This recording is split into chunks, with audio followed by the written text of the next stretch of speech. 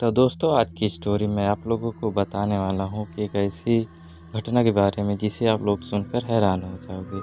चलिए शुरू करते हैं दोस्त। अमावस की रात गांव के बाहर एक पुरानी हवेली थी जिसे कोई नहीं पसंद करता था। कहते थे अमावस्या की रात वह अजीब आवाजें सुनाई देती थी। गांव वाले उस रात अपने घर में कैद रहते थे। एक रात राजू, जो हमेशा सच्चाई की तलाश में रहता था, हवेली की ओर बढ़ा। उसने ठान लिया कि वह उस रात वहां रहकर सब कुछ देखेगा। जैसे ही वह हवेली में दाखिल हुआ, वहां अंधेरा था और हवा में एक अजीब सी सिहरन थी। राजू ने मोमबत्ती जलाई और चारों ओर देखा। दीवारों पर पुरानी तस्वीर थी जो मानो उसे घूर रही थी। अचानक उसे आवाज़ सुनाई दी, यहाँ से जाओ। वह आवाज़ धीरे धीरे बढ़ने लगी। राजू ने अपने डर को नकारते हुए आगे बढ़ने का फैसला किया, लेकिन जैसे ही वह मुख्य कमरे में पहुंचा, दरवाजा खुद बंद हो गया।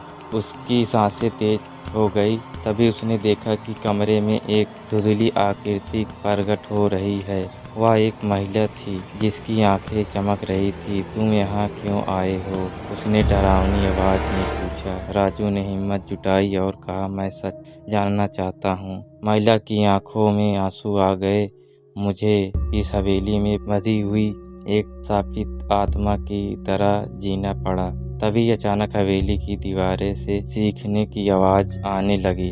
राजू ने देखा कि आकृति धीरे धीरे गायब हो रही थी। तुम्हें यहाँ से जाना होगा, नहीं तो तुम भी मेरी तरह बंद हो जाओगे। राजू ने तुरंत दरवाजे की ओर दौड़ लगाई। दरवाजा खुद खुल गया। वह बाहर निकला और पीछे मुड़कर देखा तो वह आकृति अब पूरी तरह से गायब हो चुकी थी। गांव लौटकर उसने सबको सच बताया कि लेकिन कोई भी उसकी बात पर विश्वास नहीं कर रहा था। अब वह हर अमावस्या की रात हवेली की ओर देखता था और उस महिला की दास्तान को कभी नहीं भूल पाया। इस तरह अमावस्या की रातें अब भी उसी पुरानी हवेली के आसपास रहस्यमय बनी रही।